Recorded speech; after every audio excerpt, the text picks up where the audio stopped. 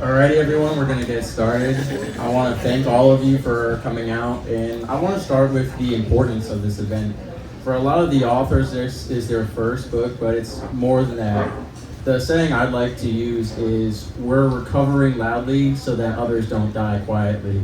So the importance is the message. Each chapter is a story of hope, of overcoming trauma and getting through that, not just to share our story, but to empower others to cultivate life lessons. And so what I want you to take away from this, whether you buy a book or not, is that you listen to these stories and you take that knowledge and you pass it on to someone you know in your life or someone you meet later on. I truly believe that you never know who you're going to bump into and you might need to share something like this with. I think it's always important to be ready. And so without further ado, I want to introduce the woman who put this all together. Janine Hernandez. She is a #1 best-selling author, the founder of the Book Publishing Academy, and she has worked so hard through her pregnancy to put this all together, flying in. And so I just want everyone, if you could give her a warm welcome, please. Janine.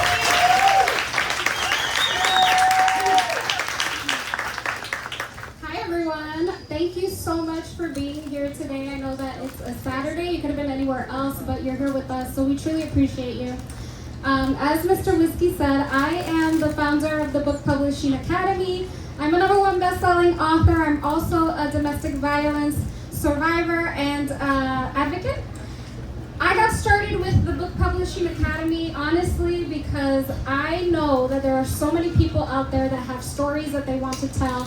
They have been through something in their life. I feel like every single person has a story that they need to share with the world. And I'm very big on do it your own way, right? I don't like when we go through traditional publishing because they tell you what to do, how to do it. They control pretty much everything that you do with your book. But through my Book Publishing Academy, I teach our authors that you have the creative control and the power to do whatever you'd like. And so we are so, just grateful because we have grown over the past 10 years to over 340 authors, numerous #1 best-selling authors. A lot of them have been featured on the news, and it's just amazing to see what our authors have been doing. Like I said, I am a domestic violence survivor. I went through a very traumatic experience. And through my advocacy work, one of the things that I was very passionate about was creating a book that can highlight other survivors as well. Not just domestic violence, but it can be narcissistic abuse, workplace abuse, spiritual, verbal abuse. There's so many things that people go through and they stay silent. So I wanted to make sure that I could highlight all of them. So today, we are featuring the Warriors of Hope Voices That Inspire book, and it features 15 amazing authors, which I am so proud of them. They have worked over the past year so hard on their chapters and really navigating through a lot of different emotions that come with sharing their story and being vulnerable. So first I want to say thank you to all of you guys for all of your hard work, and I'm so proud of you because we just have 15 new authors today. So give them a round of applause.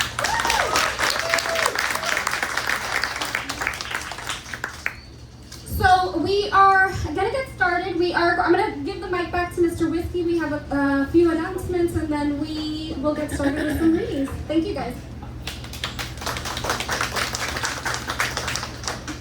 Right, so like me and Ms. Hernandez said, it's about making an impact. And so in addition to the books and to spreading the message, we partnered up with the She Thrives Foundation to donate money to make an impact, to help people who are in those domestic violence situations. A lot of these relationships, the women or even the men are being held financially hostage. Is one of the #1 reasons that people stay in this relationship. And so any financial support goes a long way. Sometimes it's just a few dollars. And so here we have Paulina Flores, who is the founder of She Thrives Foundation, to create an impact through the book that is more than just sharing a story, but also helping save lives. So Ms. Flores, could you please come up here? Sorry. Thank you everybody for showing up today. This is so amazing. I am the founder of She Thrives Foundation. We founded this organization 2 years ago. I do have some of my board members here. So the purpose of She Thrives Foundation is we raise funds through our events. So all of our events raise to give scholarships to domestic violence survivors to go back to school, to trade school. Last June, we awarded 2 scholarships in the amount of $5,000 each. Our next event is October 18th, and we're gonna award a $2,500 scholarship for emergency funds, because we do have 2 buckets. We have the $5,000 for people going back to school, and then we have the $2,500 for the emergency fund for somebody who needs it. Now, the reason behind this is I am a domestic violence survivor, and $5,000 was what took me out of my situation. That's what I was able to save in a security deposit box at Wells Fargo, and what made me be able to leave. Now, a lot of the reason why women and men stay in these situations is because they're not financially capable to be on their own. The abuser is the financial head. So a lot of them need to get back on their feet. They left the workforce because they were stay-at-home parents, and they need to go back and find something to join the workforce. Whether it's medical assistants, cosmetology, lashes, community college, associates, you name it. That is why we founded this foundation. The 5-year goal is to start setting up shelters for women of color to be able to attend, because we feel like a lot of our shelters don't cater to our community and our culture and the background behind a lot of this stuff, people thinking it's okay to be treated in certain situations. So we did found this nonprofit, She Thrives Foundation.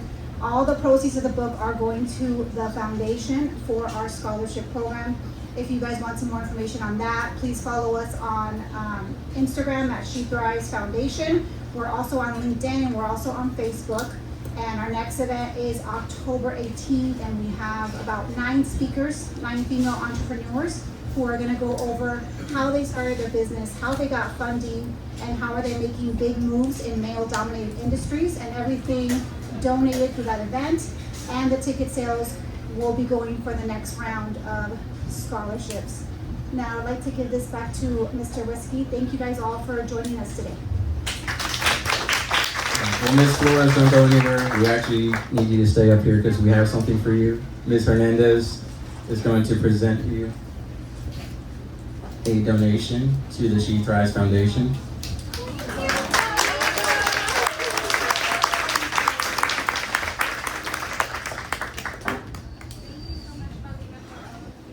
That you're doing in the community, so we appreciate you.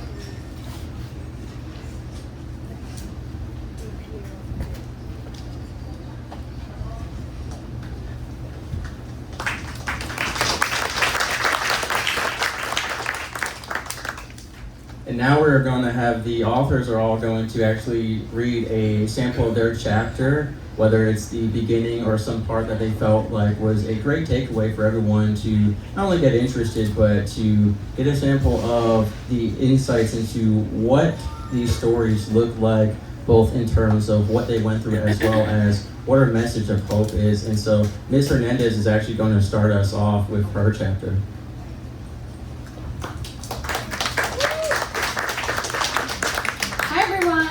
Okay, so I'm not going to get into too much details about my story. You'd have to get my book. My book is called Calling Forth the Waves, but I'll give you a little insight into what I experienced. I experienced a lot of verbal, physical abuse to the point where one day he held me hostage in my home, in his home, for hours, and I couldn't escape. But I don't really want to talk about that. I want to focus on the healing. So I'm going to read about choosing sobriety, celibacy, and singleness. For a year and a half, I committed to sobriety, celibacy, and singleness. This became the foundation of my healing. Alcohol has been my crutch, my escape, and I drifted further into the silence of the chaos inside of me. But with each drink, I drifted further from myself and from clarity. Choosing sobriety meant I had to feel everything that I tried to bury. Fear, grief, anger, deep sadness, and betrayal. It meant learning to sit with my emotions without drowning in them. Celibacy taught me to honor my body, to reclaim my sacredness of intimacy, to see physical touch as something I get to choose, not something something I owed or used to feel temporarily wanted. It was a season of learning to love my body as mine, as not as something to use to fill a void or seek validation. Singleness gave me breath to heal without distraction and to learn to love my own company. I realized how much of my worth I had tied to being chosen, to having someone by my side, even if they were not good for me. Singleness showed me that I am whole, that I am worthy, and that it's not determined by another's presence or absence, and that I am capable of building a life rooted in peace and purpose. During this season, I created really strong boundaries with myself, and I did not allow myself to date, to entertain any men, or even text them. I wanted to do the work alone with God, and I did. So I committed to doing deep, uncomfortable work, attending over 50 therapy sessions that forced me to peel back the layers of pain. Each session, I felt like I was digging into wounds I didn't even realize were still bleeding, but it brought me back to my memories of my childhood, of moments when I felt unseen, unheard, and unloved, and how these experiences shaped my tolerance for chaos. I had to understand where I learned that it was okay for people to gaslight me, where I learned that abuse was okay, and where I learned to stay and enable this behavior. That's all I'm going to share, but if you guys would like to learn more, make sure that you guys grab the book.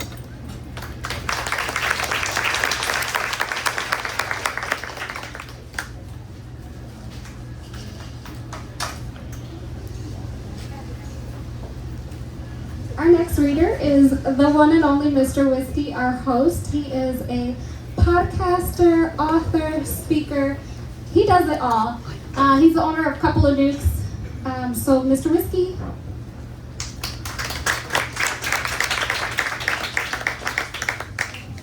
So my story is pretty long. It goes over a lot of religious weaponization and abuse when I was younger, emotional abuse, verbal abuse in a household of domestic violence where my mother was the receiving end of that from my father, and a whole slew of things in the military, things that were horrible to see and being treated not at all like a person. But what I want to focus on in my chapter was the word hope and what that means regardless of your situation. And so the chapter title I chose was Rebuilding Our Dreams, Rebranding Our Lives. The chapter title I chose is made up of the two subtitles on my podcast logo, but they're more than just branding for marketing the show. There are two actions that we will all have to do. Life, inevitably, will go a different way than we planned at one point or another. As a result, we'll have to take action, whether that's starting over, recovering, pivoting to something new, or just moving on, and this can leave us feeling a mixture of emotions. Rebuilding and rebranding, however that may look like for you, requires a logical plan, but it also requires a whole lot of heart and hope. I'm not here to debate whether hope is learned or a natural feeling or anything like that. In this chapter, I hope to merely emphasize the importance of hope when it comes to living our most fulfilling lives, no matter what you've been through, where you're at, or where you're trying to be. Along those lines, I'd like to share something I discovered while living in South Carolina. You can find it on most of their license plates or any of their state-themed merchandise.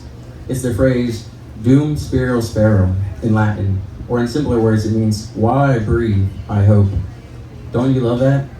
I know I do, because the truth is that even though it's hard to see in this tragedy, that as long as we're alive, hope exists. No matter what you've been through or what you're going through currently, as long as you're alive, you have opportunities. Therefore, there is always hope.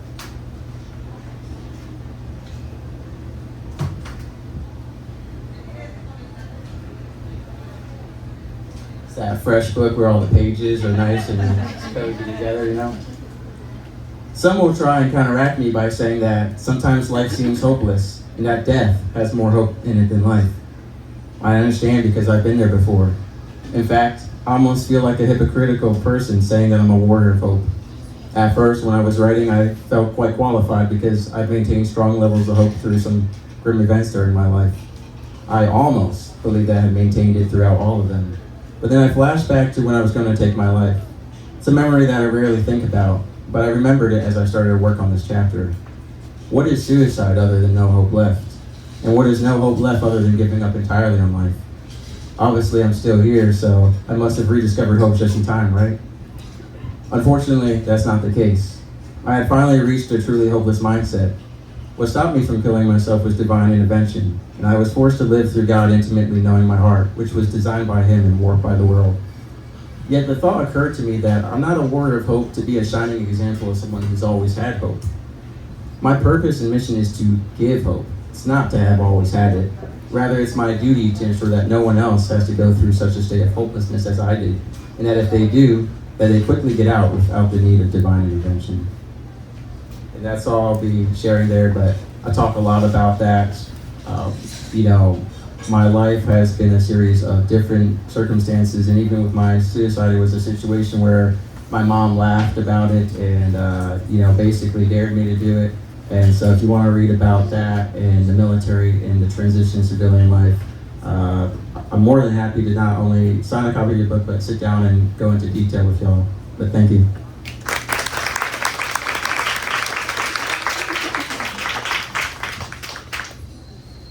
Next up, we have Nikole Ruiz. She's an author, a speaker, and most importantly, she's part of Celebrate Recovery.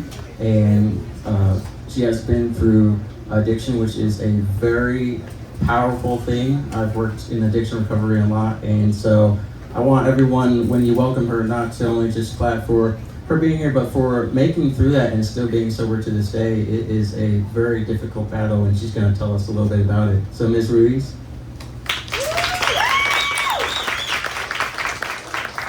Hello, I'm Nikole. I am a single mom, domestic violence survivor. Yes, I am into Celebrate Recovery. I'm in leadership there. As of January of this year, I'll have 5 years of sobriety. Praise God for that. I'm going to read a little bit from my book. Leaving an abuser isn't easy. It's not always a simple decision followed by prompt action. People often ask, why didn't you just leave? But there was something intangible tethering me to him. I felt responsible for him, as if my worth depended on saving him. In recovery, I learned that my value comes from God, not from what I can do for others. My renewed relationship with God, my recovery program, and therapy helped me to create new neural pathways for healthy behavior. It completely changed my life for the better. For a long time, I believed survival meant silence. I thought love meant endurance. I thought motherhood required self-sacrifice at the cost of self. But healing has taught me otherwise. Today, my daughter and I wake up in a home filled with peace. There are no screams, no threats, no blood to clean from the floor. Just morning sunlight, the sound of cartoons in the background, and soft laughter echoing through the rooms. I know now that I am not the things he said I was. I am not weak. I'm not broken. I am not unworthy of love. I am whole. I am redeemed. I am free. If you're reading this and you see yourself in these pages, please know this: your story isn't over. Your pain doesn't define your future. You are not alone. There is help and there is healing. There is hope. You deserve a life that doesn't hurt. You deserve love that doesn't leave bruises. And no matter what you've been through, you deserve to be free. Thank you for listening.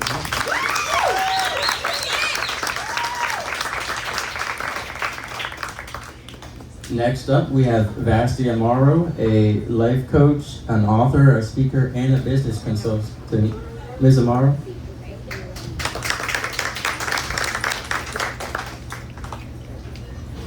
Good afternoon. Buenas tardes. Thank you all for being here. I'm excited to share a story of hope with you all. Like many of the stories you've already heard, I also almost lost my life in a very difficult relationship. I grew up in a legalistic home. My father was a pastor, and so a lot of our belief systems were based on those things, and they impacted my life and how I carried myself.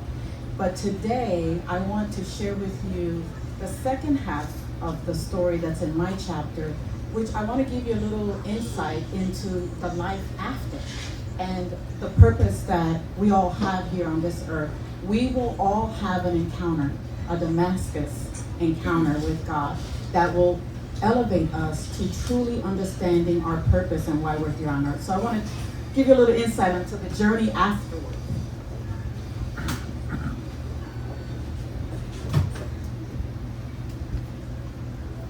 It was in this place of fear and despair I cried out to God while lying in bed. I saw a bright light come from the ceiling, and I felt a strong embrace lift me off the bed. The embrace seemed like a lasting, everlasting feeling. Then I was dropped back to bed and I opened my eyes. I really don't know if it was a dream or a vision, but in that moment, I felt such love come over me like I've never felt before.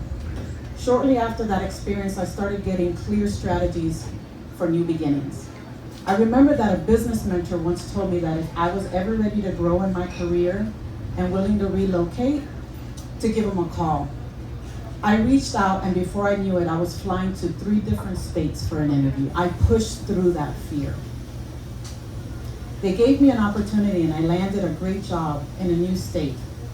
I never could have imagined that having the courage to face my fear of leaving would propel me into living my full purpose. This was the beginning of enjoying this journey of life. This new experience elevated me to management, which included a relocation package. Yes, the Lord not only blessed me with a promotion, but He would have my entire move paid by a company. I found a perfect place to start over. I started talking more with God in this period of solitude and freedom, and little by little, He began building me and guiding my life. It felt good.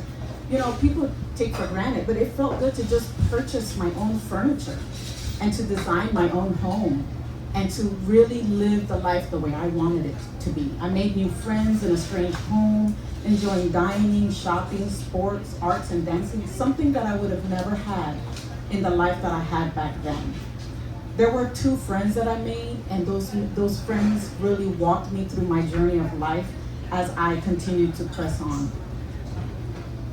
Meanwhile, this corporation continued to treat me very well, and I learned from the best. And I continued to get relocated, and I would move from state to state, growing in my career. I was included in leadership programs. I was flown all over the country for business. In fact, it would bring me here to Phoenix, where I ended up about 10 years ago. I would become the president of a nonprofit association here, Women in Transportation, and even became the commissioner of Phoenix Sister Cities. After many decades of that, I started my own business. I met the U.S. Secretary of Transportation, the French ambassador. I've traveled to 6 continents. These experiences just really elevated me to my purpose and what I'm doing today. And that is a life coach in the wholeness ministry, teaching people the 8 pillars of living as a whole human being, the way we were designed to be. And I do that through sharing my story in writing, speaking engagements, podcasts, storytelling, and Bible studies. I've made great friends along the way. I've married, I've divorced, I've raised children. I've traveled all over the world. I'm a survivor, but more than that, I found my identity. Christ in me is who I am. And I want to leave you with this. We can rejoice in our suffering because we know that suffering produces perseverance. Perseverance produces character, and character produces hope. And hope does not put us to shame because God's love has been poured out into our hearts through the Holy Spirit. Romans 5:3-5. Thank you.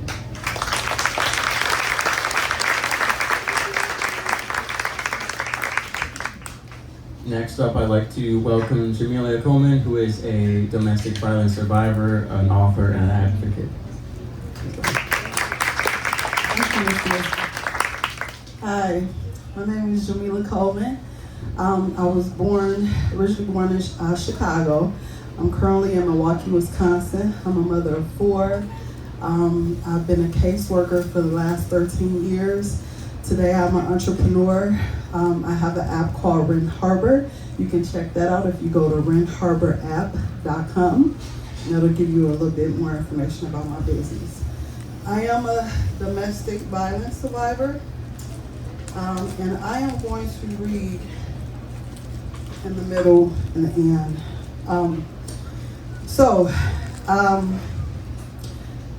I knew I needed to leave my abuser. In July 2006, during our daughter's first birthday, Cedric became intoxicated and tried to start a fight with me. My son and his cousin intervened, and Cedric ended up fighting his cousin. I used this opportunity to call the police while he was belligerent, and he was arrested. The next day, I got a restraining order. A few days later, a program for battered women called to inform me that Cedric was being released, and I was considered high risk for being killed by him.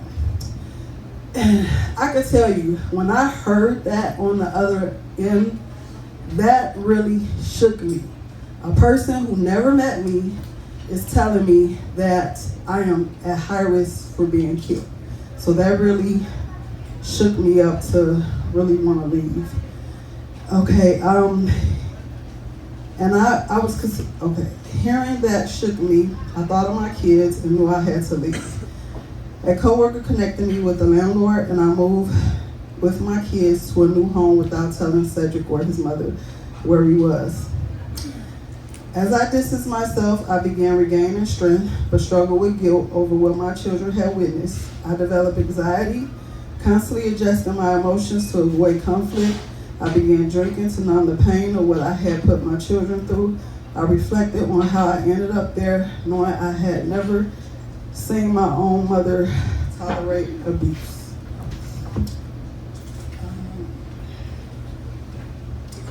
Today, I harbor no anger toward my abuser. I hope he finds peace, and I recognize that everything I endured made me stronger and shaped me into who I am today. I share my story in hopes of encouraging others who have experienced abuse, letting them know that if I can overcome it, so can they. It was not an easy journey, but it was worth it. You have to trust that you are worthy of happiness. What your abuser did to you is not your fault. You deserve healthy love, peace, and true happiness. If you are going through this, know that true happiness is waiting for you on the other side.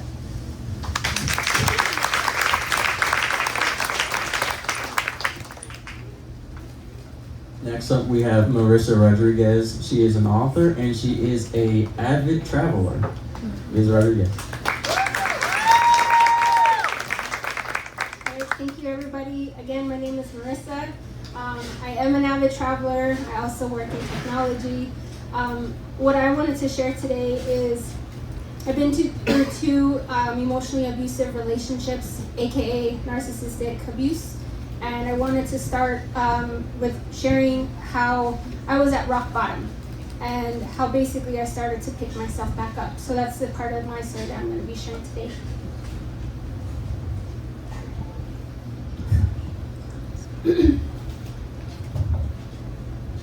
Do I have a story to share with you? I hope it is one you have never experienced before. I'll start off by saying it took two gut-wrenching breakups and a kind of numbness I wouldn't wish on anyone to finally see it. I hadn't just experienced heartbreak.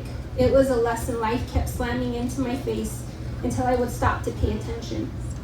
I didn't know I was being abused by my previous exes. I thought abuse was only physical at the time. Even after I educated myself about abuse, I couldn't count how many lies I had been told. One thing became crystal clear. There was someone in my life who didn't care whether I lived or died. That's how used to the mistreatment I was. I was so numb to it that I actually thought this treatment was normal.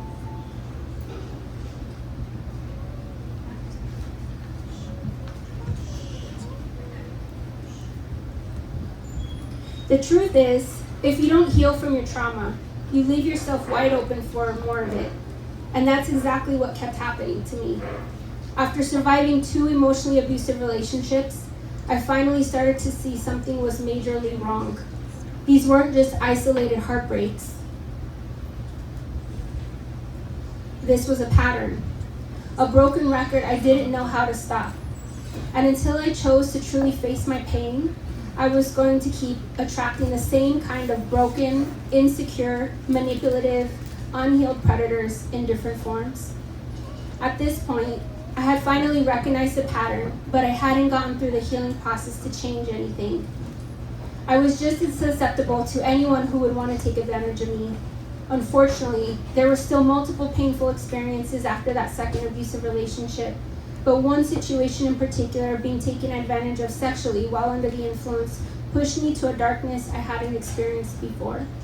A place so low that death started to look like peace. I was exhausted, emotionally, physically, spiritually. Tired of pretending, tired of fighting, tired of breathing through pain like it was normal. You got this, girl.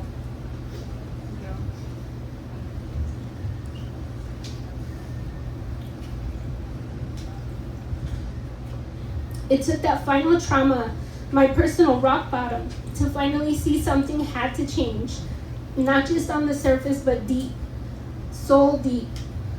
I had spent so long just trying to exist, I forgot how to survive. But somewhere in the complete darkness, when I had lost all hope, a small voice whispered inside me, "Don't, hold on, don't give up." Now I know that voice was God. At the time, I didn't see him clearly. I was too angry, too hurt, too resentful. I couldn't understand how a loving God could let me go through so much. How could he let evil walk freely in my life time and time again? I didn't trust him. I didn't want anything to do with him. But even when I couldn't reach for him, he never left me. And slowly, very slowly, he began to show up.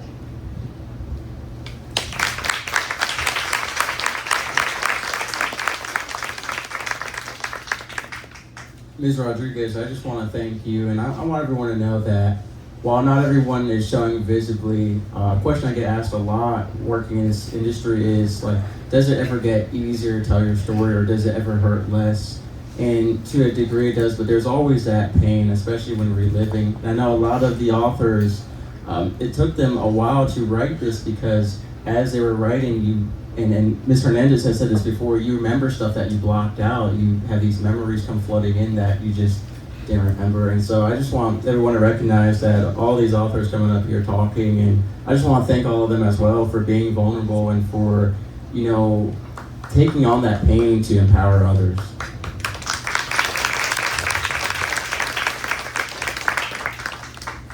I want everyone to know our next author is going to be reading in Spanish, just so you're aware. Ms. Cristina Palafox, she's an author, speaker, and a domestic violence advocate. Hola, buenas tardes a todos. Disculpe, lo vamos a leer en español. Lo hice en inglés el libro, pero lo vamos a leer en español. Yo soy Cristina Palafox, soy una persona emprendedora. Padecí abusos, pero voy saliendo de eso. Y estoy ayudando a mucha gente, levantando mi voz como los compañeros. Y no me gustaría que los señalaran, que los pusieran una etiqueta porque fuimos abusados o algo, que sean más empáticos con nosotros y nos respeten. Nosotros estamos levantando la voz para el que viene atrás, para ayudarlos. Voy a leer un poquito del tema que viene en el libro. En el libro lo pueden encontrar en inglés. Yo recuerdo cuando en los momentos que yo era niña, sentía mucho miedo, mucha inseguridad. Viví con miedo siempre a los gritos, a los golpes, porque fui abusada de golpes, de sexualmente, abuso. Yo me sentía indiferente a la gente y sentía que no era de este mundo. Siempre me escondía, siempre estaba escondiéndome. Viví con un miedo profundo hasta que fui creciendo y fui buscando ayuda por mí misma. No confiaba en nadie. Yo callé por mucho tiempo, mi familia, mis padres no sabían nada. Ellos supieron ya cuando ya era bastante grandes. Crecí siempre, como les decía, sintiéndome sola. Ya a los 13 años conocí un hombre que según yo quería huir de todo, no sé, quería irme. Y encontré un hombre, según yo era muy bueno y me iba a proteger. Porque las mujeres siempre buscamos un hombre que nos proteja. Y hay veces es el que nos daña. Pero no le echo la culpa a ellos porque ellos también vienen de un problema también. Y salí embarazada a los 13 años, tuve a mi niña a los 14. Y de ahí empecé a ver puro golpes, puro maltrato. Viví en diferentes lugares porque no no encontraba la paz, siempre escondía de ese hombre y viví una vida muy terrible con mis hijos porque ya tenía mis 2 hijos y andaba vagando por donde quiera sin tener dinero para darles de comer a veces. Pero era la felicidad más grande porque tenía libertad. Me sentía plena, dije yo lo voy a hacer y lo logré. Logré sobresalir sobre de eso y fui viviendo en etapas. Fracasé en otro matrimonio, pero yo me di cuenta que no eran ellos, era yo la que estaba mal, por la razón de que no me había curado y no estaba lista para tener otra relación. Entonces empecé, disculpe mi nerviosismo, empecé a sentirme sola y dije no, yo me voy a curar, yo voy a estar sola hasta que el día que yo me cure.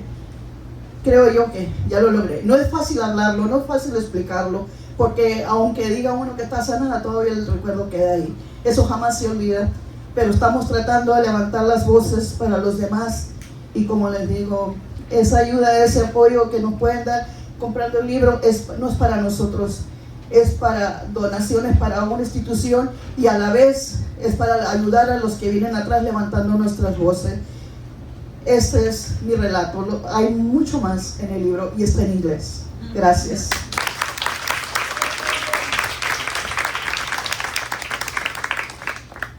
Next up, we have Amelia Casias. She is a medical assistant and patient health advocate, an author, and also a domestic violence advocate. Ms. Casias?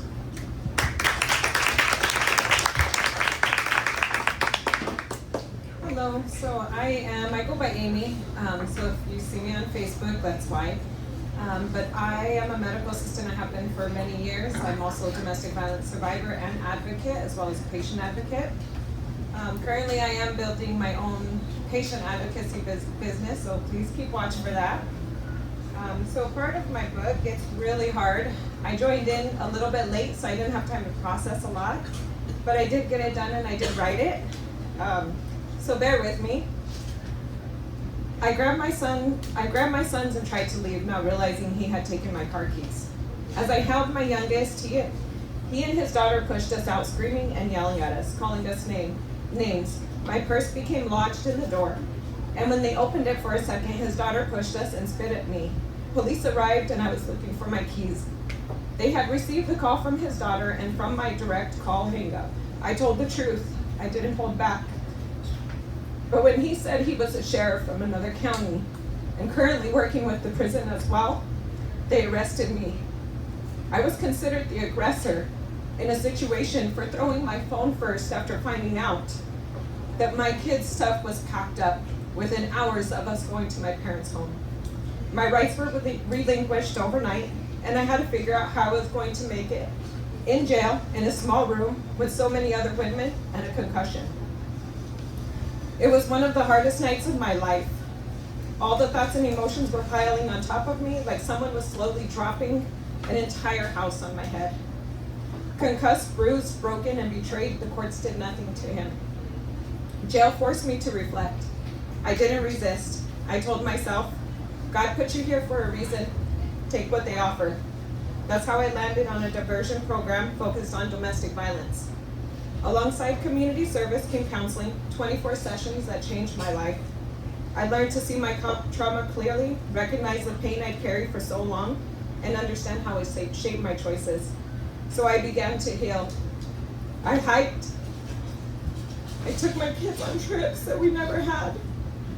I focused on joy, stability, and gratitude.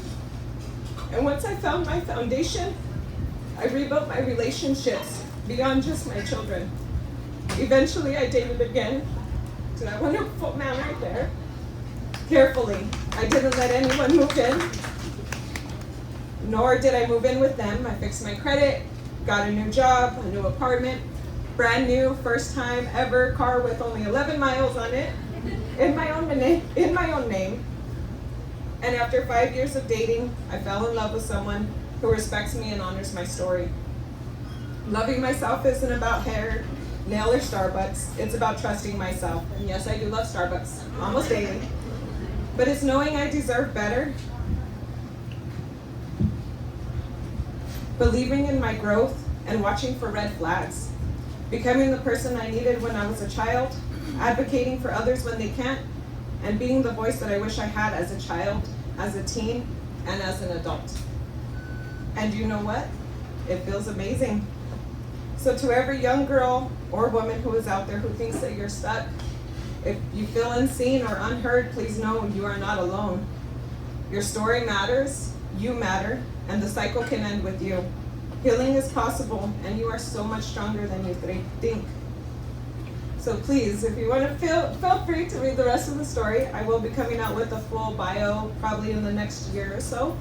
But thank you, Janine, for letting me join into this so late. So thank you guys all for coming and listening.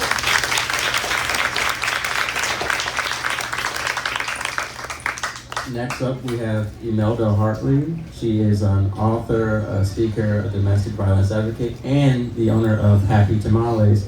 Ms. Hartley. Hi. I want to say thank you to the Lord for giving me the opportunity to be here with all of you. Quiero darle gracias a Dios por estar aquí con todos ustedes. Amen. And I just want to share with you that sometimes we carry secrets beneath our skin. And sometimes we try to keep them hiding than speak. Because speaking up, it takes courage. And today, I decided to be brave and to be a warrior of hope. So, the title of my book is Flowers That Don't Bloom.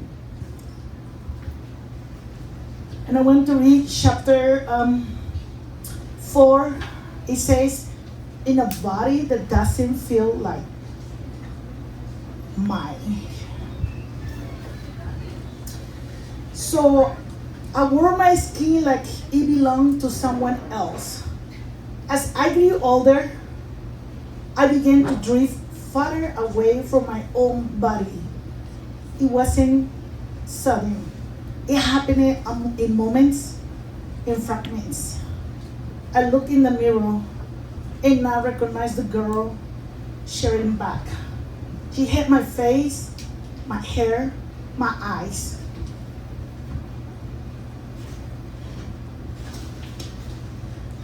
But something was missing behind them. Something had disconnected. Touch became complicated. Clothes never felt quite right. Sometimes I showered for hours, scrubbing my skin until it turned red, hoping to wash away the shame I couldn't name. Other times, I couldn't bear to look at myself at all. I avoided mirrors like they were weapons. My body had once been mine to dance, in love, and grow in. But after the abuse, it no longer felt like a home. I felt like a crime scene, and I was both the victim and the evidence. I began to separate myself from it emotionally. I walk, talk, move, but all from a distance. Like I was watching someone else live in my life.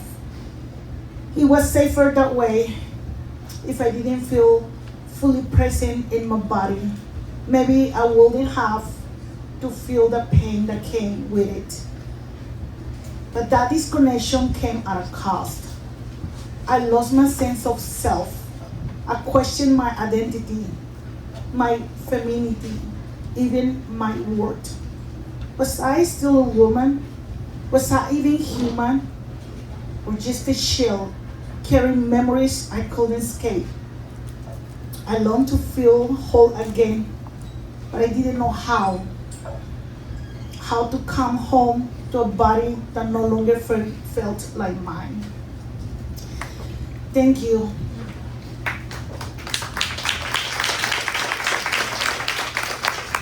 I want to say I'm a domestic violence survivor, so I'm no longer a victim.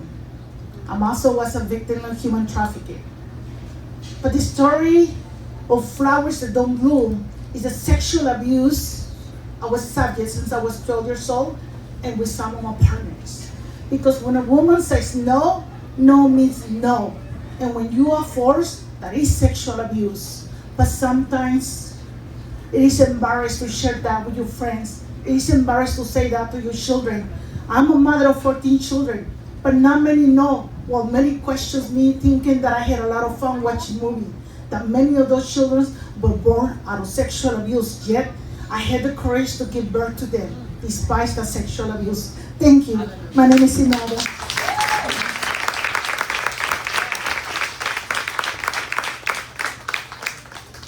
On that note, one thing I do want to say is this book in my chapter is actually the first time I ever mentioned me being borderline groomed and sexually abused. A lot of men don't talk about that stuff. As you can see, I'm the only male author here, and I've worked with individuals in male sexual assault awareness and violence, and a lot of them don't talk about it. A lot of them are embarrassed because it happened to them as a kid by a family member, or most likely with college men, it was a coach or a mentor.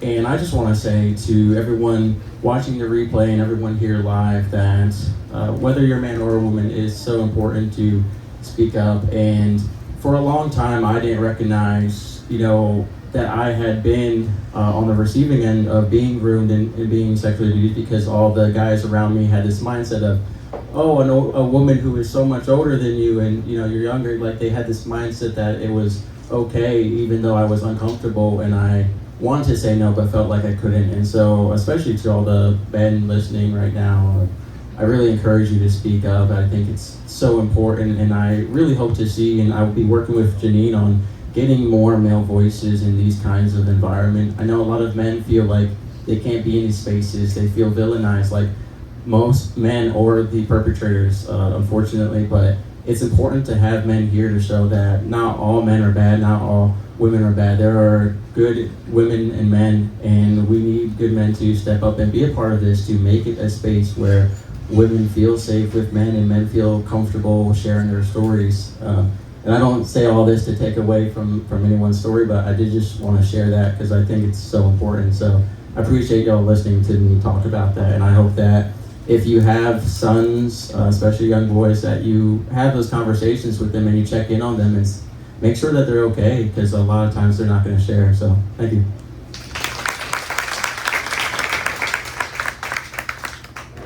Next up, we have Christina Ronquillo. She is an actress and a songwriter on top of being an author and an advocate. Ms. Ronquillo. Hello, I am Christina Ronquillo. I am a domestic survivor. I lost my daughter when she was 7 years old. In April, it has been 16 years since she passed. Thank you to my husband, who I've been married to for 16 years, who has gone through this journey with me, the good, the bad, the ugly, and the beautiful. So I'm just going to share part of my story.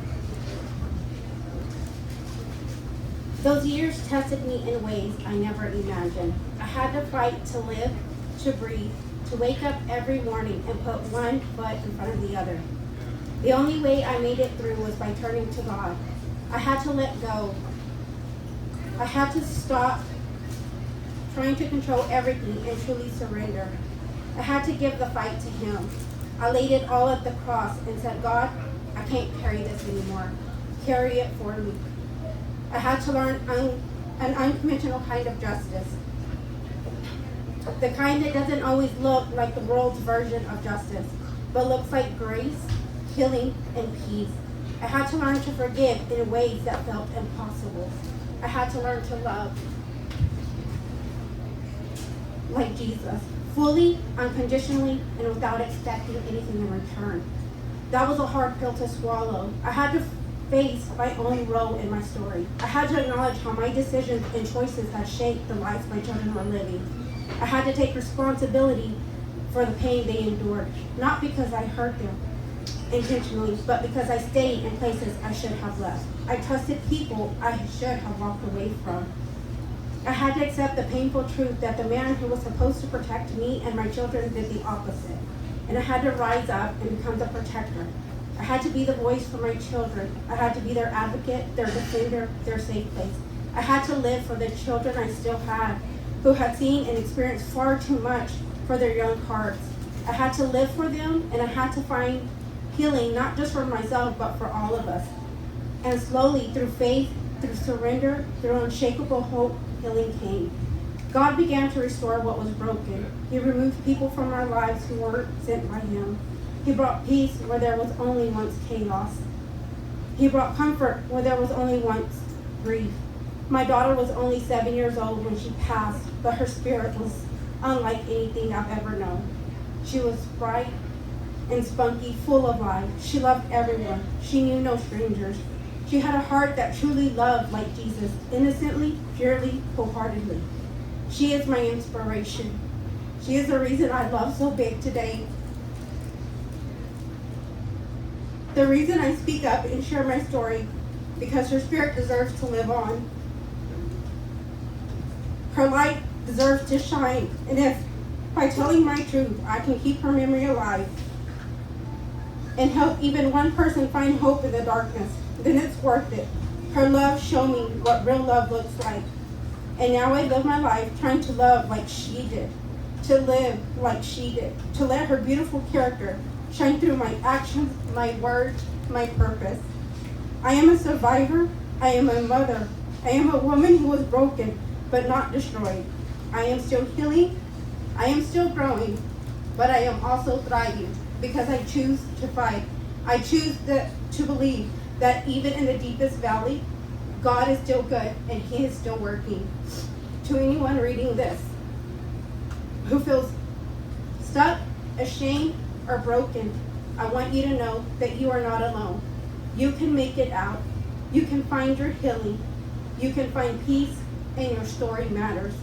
Speak it, share it, and don't let your pain silence you. Thank you.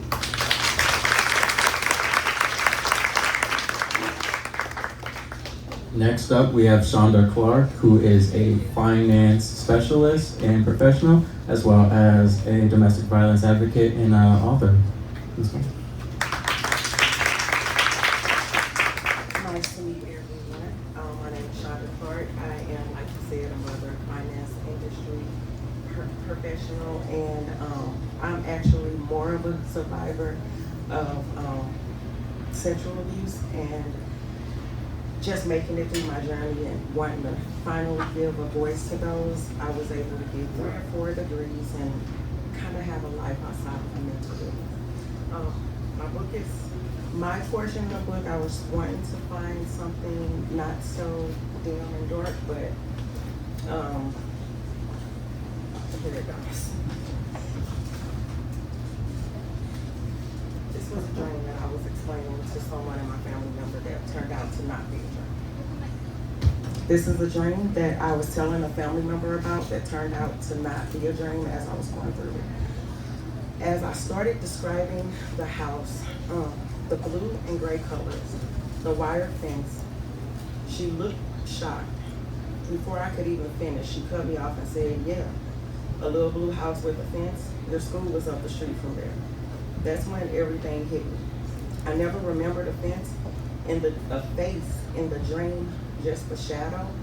But when she described the man, I suddenly saw him clearly in my mind. The shadow monster. He was real. I couldn't breathe in the dream because he had one hand over my mouth and the other hand under my chin, pressing against my neck. He used his knees to pin my chest down and his legs to hold the rest of my body in place. I was a preschooler. I fought hard, but he had all the control. I remembered the horrible pressure and the sickness in my stomach when I realized what he was doing to me. 3 realizations instantly hit me like bricks. The dream was never a dream. It was a memory. The shadow monster was real, and I was a preschooler when it all happened. I was horribly abused and molested, and I wasn't even 5 yet. In reality, I still had not processed everything that was revealed to me. So I went home and I wrote about it. I wrote it in a poem form about the ocean. I made the metaphor about a fish and how a fish feels like it's dying slowly out of water. They will slowly suffocate no matter how much the fish flipped and moved about, it became weaker, losing air. After a while, the fish starts to feel hands and fingers fighting to keep it still. Of course, it's slippery. It's a slippery fish, and fish will fight till the end. But shortly after the feeling of hands grabbing and squeezing, it felt a slice of its gut from being gutted with a knife. I represented that fish. I was choked to the point of choking on my own vomit, which feels a lot like drowning, if you ask me. The flipping about was me fighting, and the hand that I felt that finally caught me and gutted me was the actual person in abuse taking place. I was in so much pain. The poem spilled out so easily, but so dark. This is the first time in years that I actually remembered the poem while I was writing this. After wrecking my brain for years and years to try and remember it, it instantly came to me. That is when I realized that it was God, and my faith is the only thing that saved me. At that point of my life, depression had kicked in so hard, I was numb, but in deep pain at the same time, and stuck in a sunken, stagnant relationship that was more mentally and emotionally damaging than uplifting. I had to take responsibility for allowing this to happen, knowing the abuse that I was already in. The worst thing to face is realizing that someone is playing with your mental, knowing and understanding the delicate state it is in. The thick scars abuse leaves behind takes a lifetime to heal. But in a lifetime, I will heal. And that's why I'm very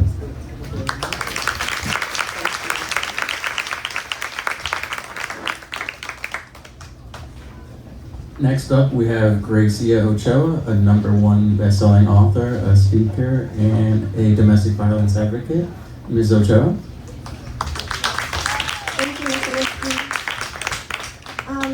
Like he said, my name is Grecia Ochoa. I think I'm the last author, and I just wanted to point out that voices that inspire, all these authors out here were truly inspirational to me. And I'm just so happy and blessed to be a part of this project with all of you. Truly voices that inspire. So after going after them, I'm just like so nervous. Here we go. So my chapter in the book is called "This is My Letter to You." So I wanted to point out that God and my family are my refuge in my life. And after removing myself from that environment that I was in, or this person that I was with broke me down, I had to write a letter. And I wanted to, of course, share a little the piece of my chapter. Like I said, God has been a huge part of my life, going through this healing process, also my family. So this little piece in my chapter, I wanted to tell my daughters who are here today. My daughters, it ends with us. God, I have Bible verses in my chapter, full disclosure, and Revelations 21:4 in the Bible says, "He will wipe every tear from your eyes. There will be no more death or mourning or crying or pain," because God is going to heal you through it all. A piece of my chapter goes a little like this. Goodbye for the last time.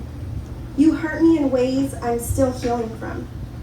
You tried to silence my voice, but here I am. Shattered my spirit and convinced me that I was unlovable. But even in the darkness, God was with me. When I thought I had no strength left, He gave me just enough to stand and then walk away.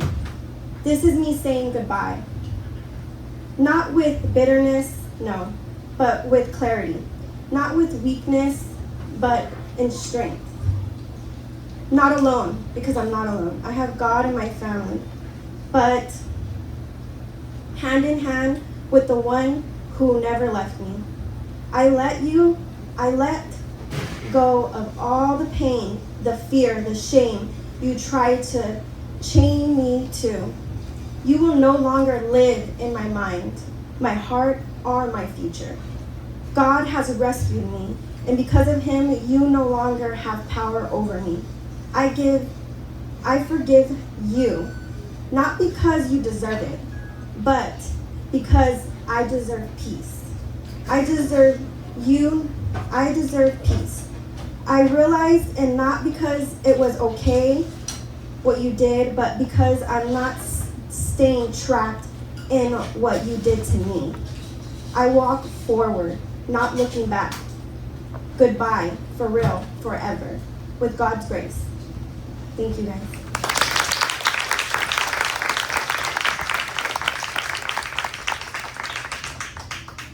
So we'll be calling back up Ms. Paulina Flores to read her chapter. In addition to the She Thrives Foundation, I just also want to share that she's a real estate expert as well, and she's going to be sharing some of her story now.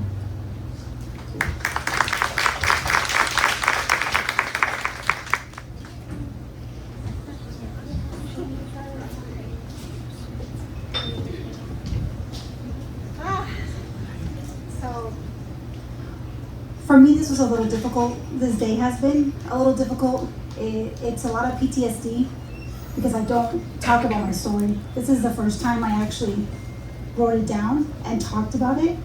A lot of people who know me would have never imagined, because it's not something that I fully publicly share. So because of that, I'm not going to go into the details. You guys can read the chapter. I want to show you how somebody like me got put in a situation where she found somebody who she saw as a life vest. So I'm going to skip around a little bit in the book just so you guys get some context. My chapter is called Calladita, no me veo más bonita. And that title is because when I was little, I'm a daughter of an inmigrante. I'm first gen. My mom used to always tell me, Calladita te ves más bonita, mija. Because she would never let me ask where we were going, what we were doing, or speak at a table of adults. So I knew that I just needed to stay quiet. And so this book is called Calladita, no me veo más bonita, this chapter. I was born here, but I never quite fit in. Not Mexican enough for some, not American enough for others. My existence felt like a balancing act between two cultures, two languages, two identities. I grew up with a deep understanding of what it meant to hold a U.S. passport, of how lucky I was in the eyes of many.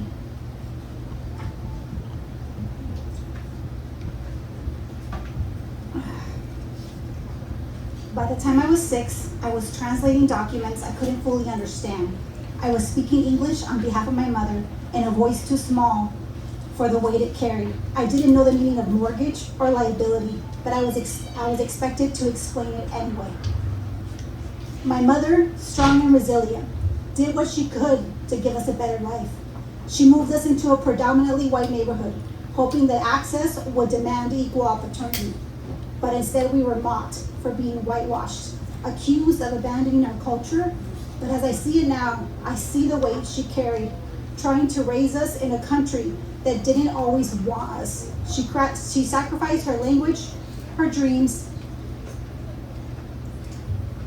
her sense of belonging, so we might one day have our own. She left behind a marriage, a home, and a version of herself she didn't survive.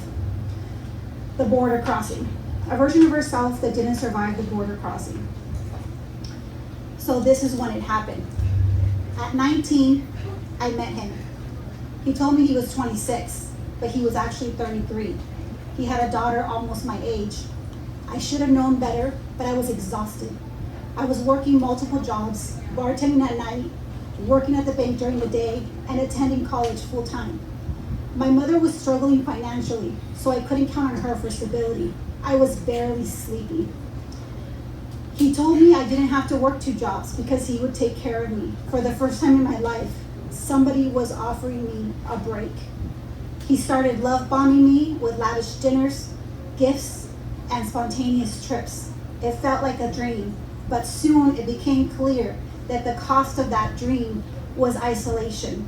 He said my friends were bad influences. They were party girls with no future. He said my sorority sisters would ruin me. He convinced me my family was toxic, that they used me and they didn't love me the way he did. And little by little, I stopped seeing them, stopped returning calls, stopped being me. I disappeared, quite literally. My sorority sisters at the time were so alarmed that they filed a missing persons report. No one knew where I was, no one could reach me, and it was like I had fallen off the face of the earth. And in many ways, I did.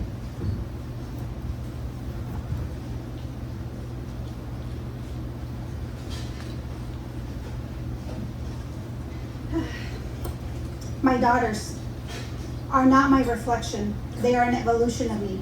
They are strong where I was silenced, brave where I was broken. They live with the love that I longed for, and none of the fear that I carried. They are the reason I broke every generational curse. They are my redemption. And if you're reading this and wondering if you would ever escape, please believe me when I say you will. But it won't be because somebody saves you. It will be because you finally decide to save yourself.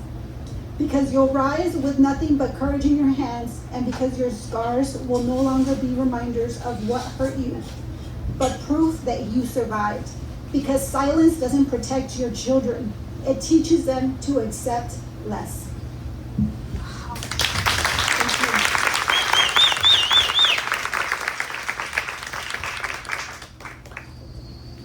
Alrighty, and again, I want to thank all the authors for their vulnerability in sharing and to acknowledge the fact that most of them, this is their first time sharing their story aloud or being an author.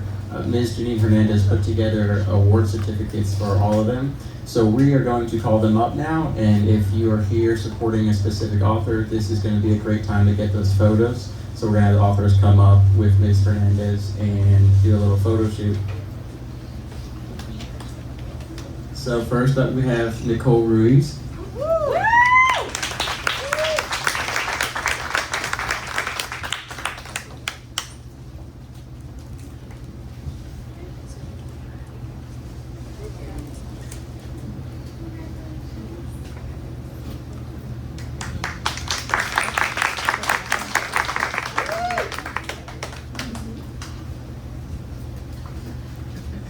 Next we have Vasti Amaro.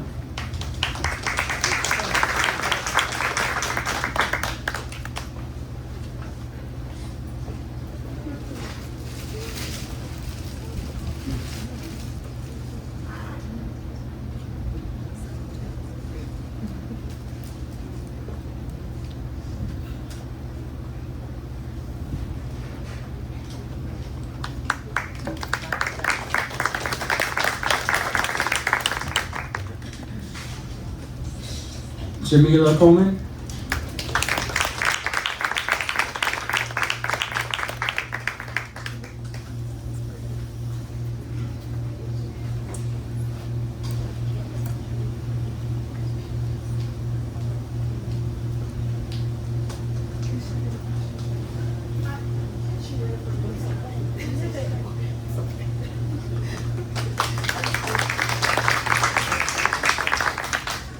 Marissa Rodriguez.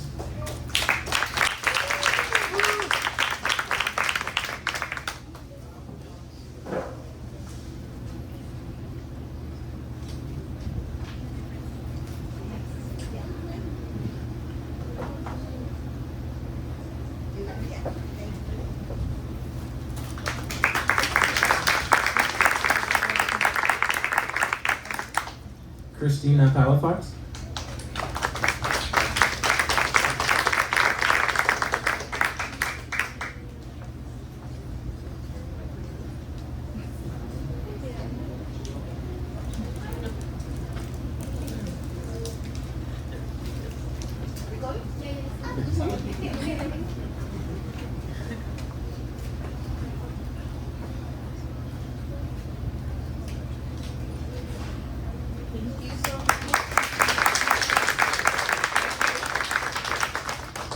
Ms. Amy.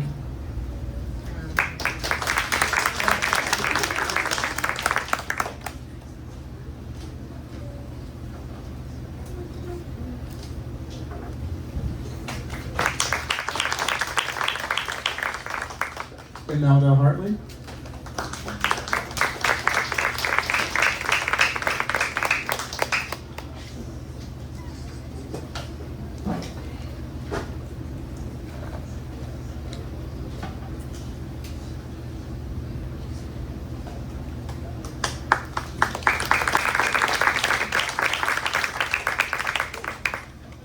Christina Ronquillo.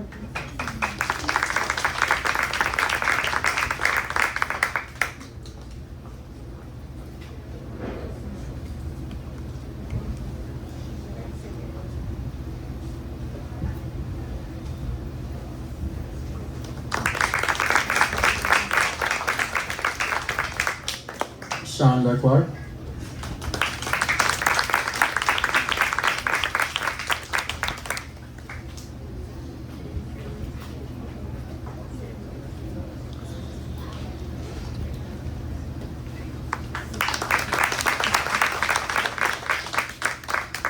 Grecia Ochoa.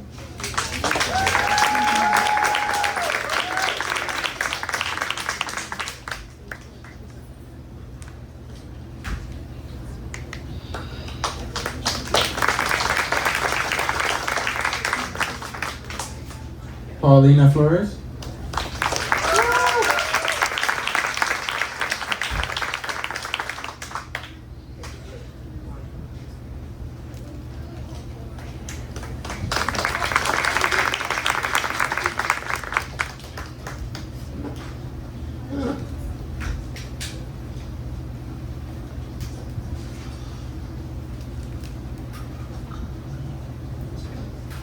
I don't have one.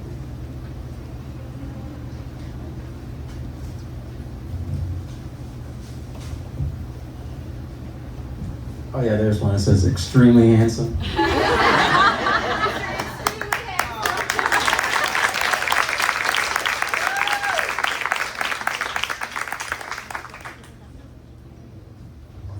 Thank you guys so much. First, I want to say thank you to Mr. Whiskey. He did an amazing job of hosting. And thank you so much to all of our amazing authors. I am so proud of you guys. Thank you for being vulnerable, for sharing, for being open, for being honest and raw. I appreciate each and every one of you. If you are in the audience and you're thinking to yourself, you know, I think I have a story to share, this is your opportunity to connect with my company. We're the Book Publishing Academy. You can find us on Instagram at the Book Publishing Academy, or you can go to our website, bookpublishingacademy.org. If you do a Google search, you'll find us. You can find me, Janine Hernandez. But our mission is really to help as many people to share their stories and be vulnerable and help others. So I want to thank you all. We still have some time if you guys would like to grab some food for purchase. And thank you all for coming.